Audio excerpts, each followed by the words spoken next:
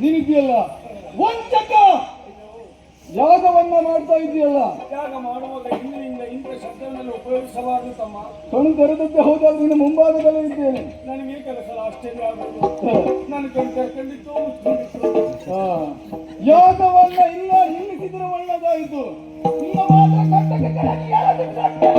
ಯಾವ ಕಾರಣಕ್ಕೂ ದುಸ್ವಾಸಕ್ಕೆ ಮನ ಮಾಡಬೇಡ. ನೀನು ಮಾಡ್ತೀಯಾ? ಅಲ್ಲಪ್ಪ, ಕೆಲವರು ನಾನೇ ಹೇಳ್ತೀನಿ. ನಿನಗೆ ಬಂದಿರುವಂತ ಸಂಕಷ್ಟಗಳೇನು? ಶೀಘ್ರಾತಿ ಶೀಘ್ರದಲ್ಲಿ ಪರಿಹಾರ ನಾನು ಮಾಡಿಸಿ. ನೀನು ಪರಿಹಾರ ಮಾಡ್ತೀಯ?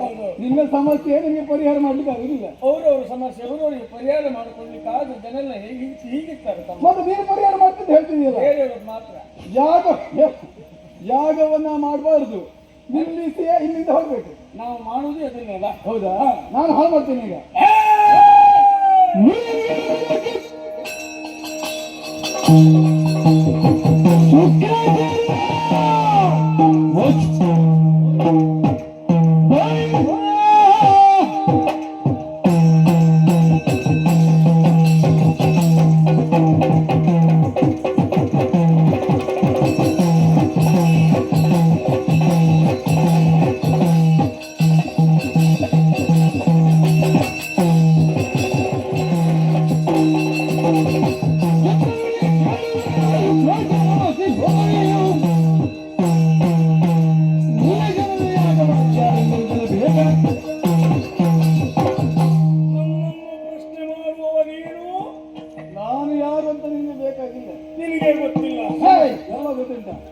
ನಿನ್ನಲ್ಲಿ ಹೇಳುವ ಅಗತ್ಯ ಇಲ್ಲ.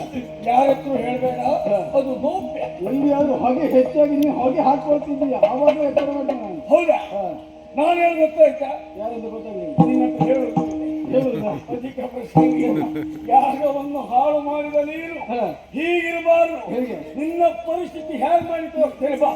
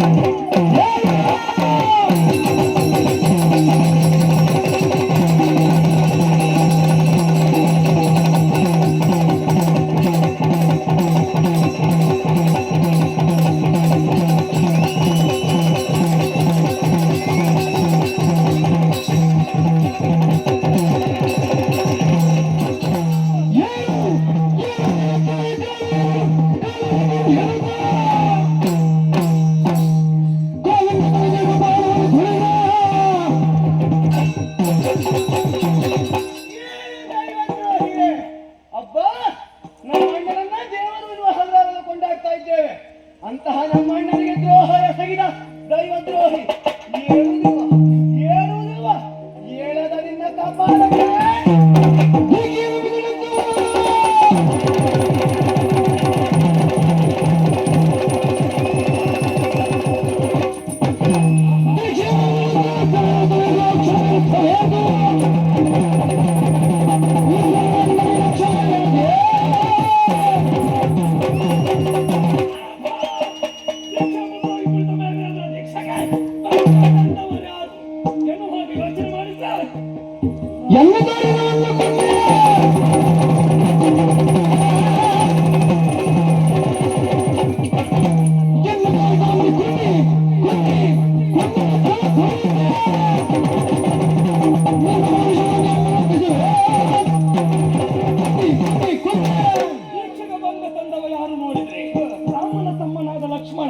ಲಕ್ಷ್ಮಣನಿಗೆ ತನ್ನಿರವನ್ನ ಸೂಚಿಸಿದವ ಯಾರು ಅಂತ ಕಂಡರ ಎನ್ನ ತೋರಿಸ ಬಂದ ಕುನ್ನಿ ಧೂಳಿನ ಜನ್ಮಕ್ಕಿಷ್ಟ ಹೇಳಿಕೊಳ್ಳುವುದಕ್ಕೆ ಚಿಕ್ಕಪ್ಪ ಮಗನ ಸ್ಥಾನದಲ್ಲಿ ನಾನಿದ್ದೇನೆ.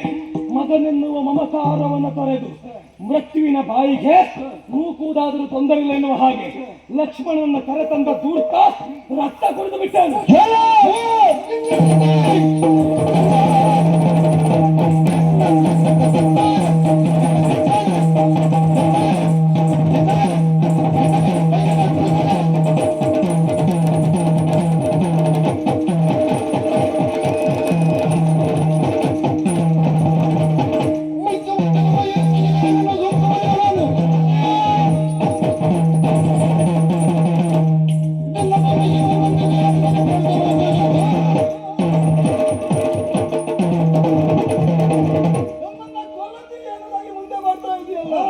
ಒಂದೇ ಒಂದು ಶರವಣ ಬಿಟ್ಟದ್ದು ಹೌದಾದ್ರೆ ಶಿರವೆನ್ನಲು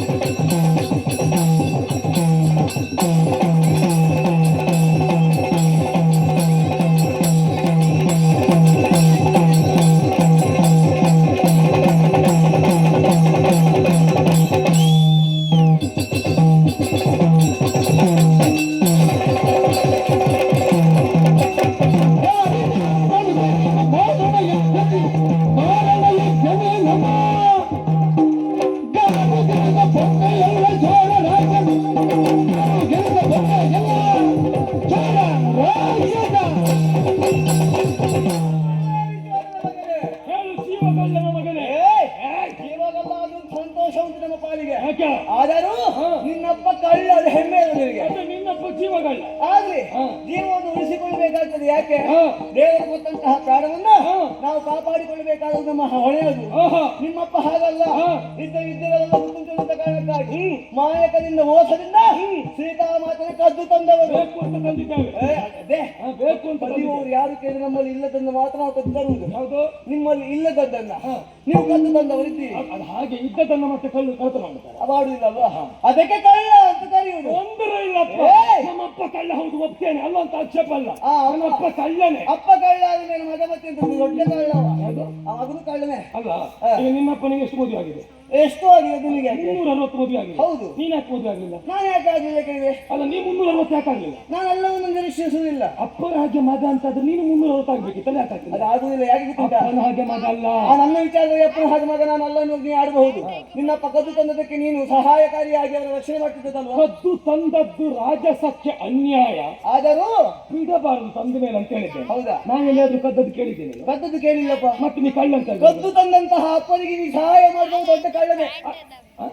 ಸಹಾಯ ಮಾಡ್ತಾರೆ ಯಾರು? ಕಳ್ಳರಿಗೆ. ಇವರು ಕಳ್ಳರೇ. ಹೌದಪ್ಪ, ಸರಿಯಪ್ಪ, ಆಯ್ತು. ಆದರೆ ನೀ ಈಗ ನಮ್ಮಿಂದ ಪ್ರಾಣವನ್ನು ಉಳಿಸಿಕೊಳ್ಳಬೇಕಂತಹ ಕಾರಣಕ್ಕಾಗಿ ಬಗೆ ಬೇಗ ಎತ್ತಗಳನ್ನೆಲ್ಲ ಮಾಡಿಕೊಂಡೆ ಕೊನೆಗೆ ಕೈ ಹಿಡಿದದ್ದು ನಿನ್ನದ್ದು ಮಾರಣಾದ್ವರ ಹಿಡಿದ ಯಾಗವನ್ನು ನಿಲ್ಲಿಸಿದ್ದೇವೆ. ಜಗದೀಶಿದ ಅಂತ ನನ್ನ ಎಬ್ಬಿಸಿದ್ದೇವೆ.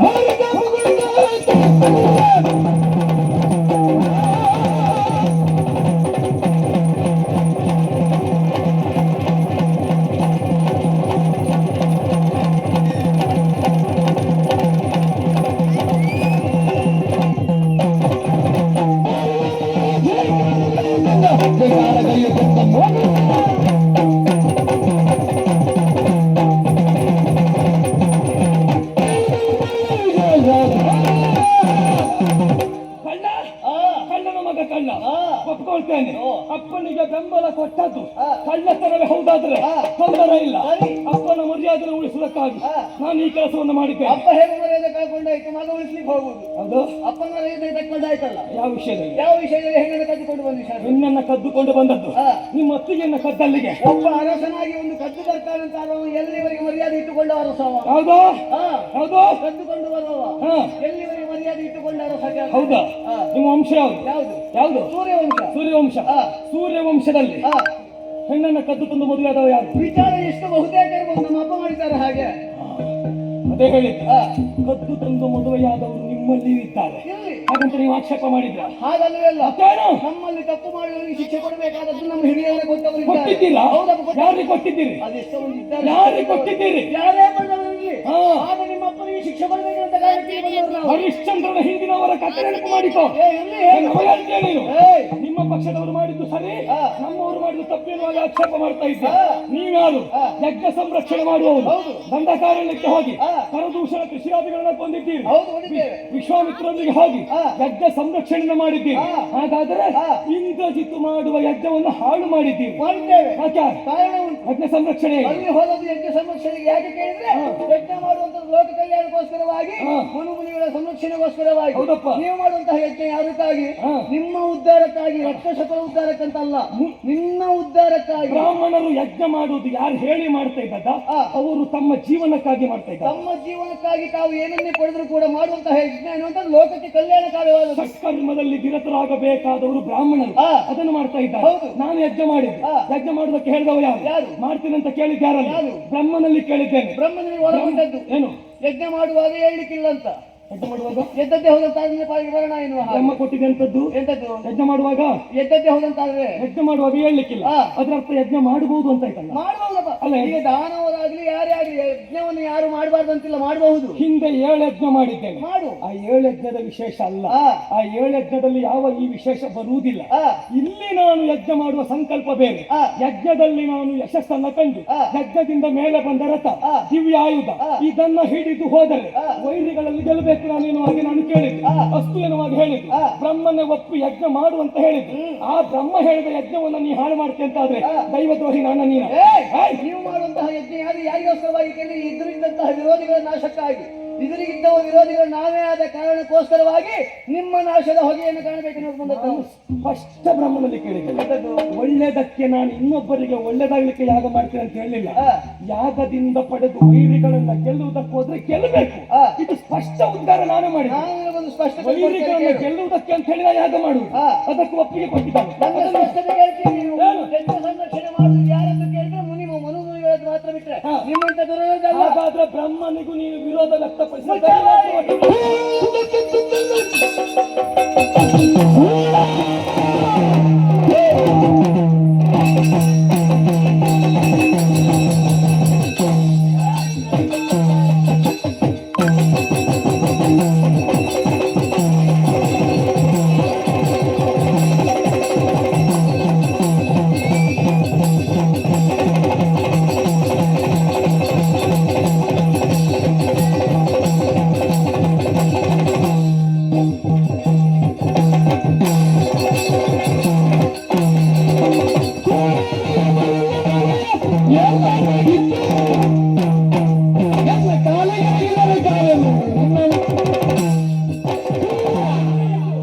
ನಿನ್ನ ವಿಚಾರವಾಗಿ ಒಂದು ಸಂತೋಷ ಉಂಟು ನನ್ನ ಪಾಲಿಗೆ.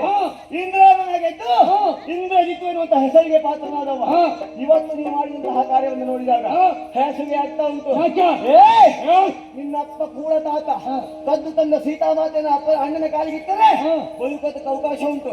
ಅದಲ್ಲ ತಂದು ಕೊಂದು ಕಳಿತಾರೆ.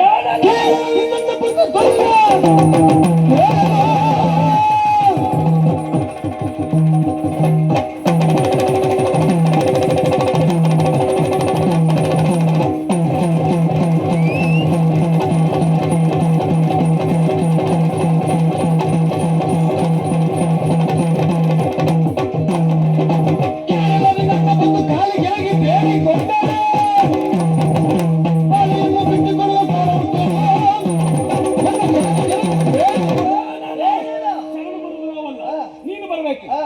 ನಿನ್ನ ಅಣ್ಣ ರಾಮ ಬರಬೇಕು. ಹಾ. ಅಪ್ಪನಲ್ಲಿ ಕೇಳಬೇಕು, ರಾವಣೇಶ್ವರ ಮಾಡಿದ್ದು ತಪ್ಪಾಯ್ತಿರುವ ಹಾಗೆ ಇಬ್ಬರು ಕಾಲನ್ನು ಹಿಡಿದು ಬೇಡಿ, ಒಬ್ಬನಿಗೆ ಅತ್ತಿಗೆ ಮತ್ತೊಬ್ಬನಿಗೆ ಹೆಂಡತಿ ಕೊಡುವ ಯೋಚನೆ ಮಾಡುವ. ಅದಲ್ಲ ಅಂತ ಅದು ಕಾಡಿದ ಬಿಟ್ಟರು.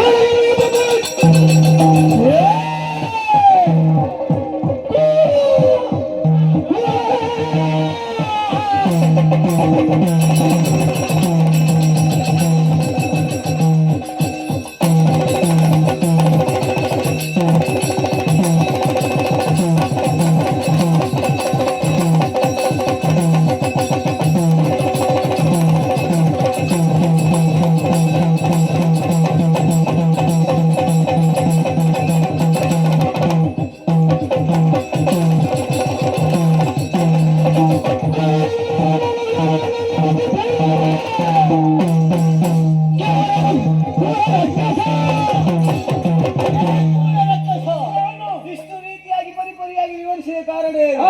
ಏ, ಅಪ್ಪನ ನಂತರದಲ್ಲಿ ಲಂಕೆಯನ್ನು ಆಳ್ಬೇಕಲ್ಲವ ಯಾರು ಕೇಳಿದ್ರೆ ನೀನು. ನಮಗ ಆಸೆ ಇಲ್ಲ, ಅಪ್ಪ ಸಾಯ್ಬಾರ್ದು ಅಂತ ಹೇಳುವವರು.